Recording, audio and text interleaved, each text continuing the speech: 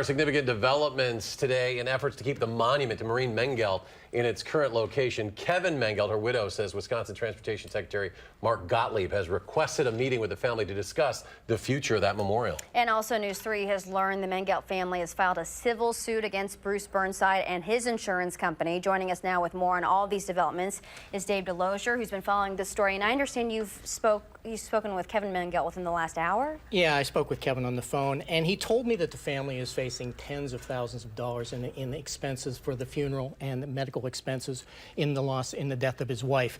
The civil lawsuit against Bruce Burnside, the man convicted in Maureen's death, and his insurance company seek to recover those expenses. All this while the community responded today to the proposed removal of Maureen's memorial in Sun Prairie with an online petition. That petition calls for the memorial to remain in its current location and has already collected nearly 3,000 names to support the memorial.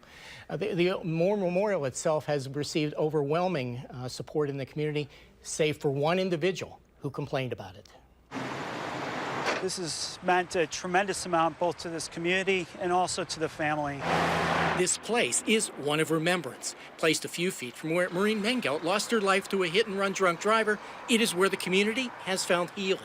A memorial that was created by businesses and individuals in the community with the full support of the city. The city was very involved, and in fact, a couple of our building inspectors actually volunteered time to help lay the concrete here on their own time. And because the memorial sits on land owned by the DOT, the city says they let them know their plans. There was certainly discussion with the DOT before we actually placed this here and made sure that there wasn't any safety concerns. There wasn't, and there certainly is not. It wasn't safety concerns that caused the DOT to decide this memorial must go.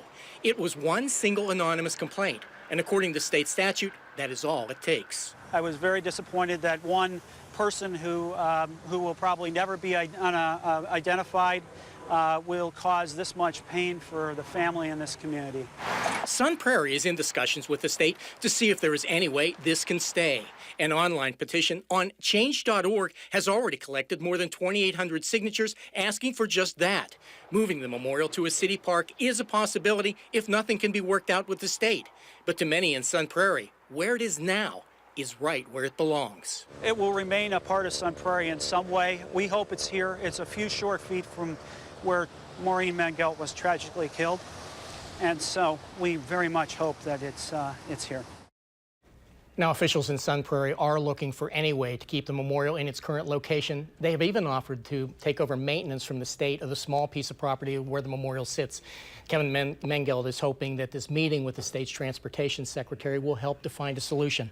And Eric and Michelle, the state has given them assurances that until something can be worked out, that memorial will not be torn down. So that gives some people some time then for those who are wanting to save that, at least for a while. All right, thank you, Dave. Thanks, Dave.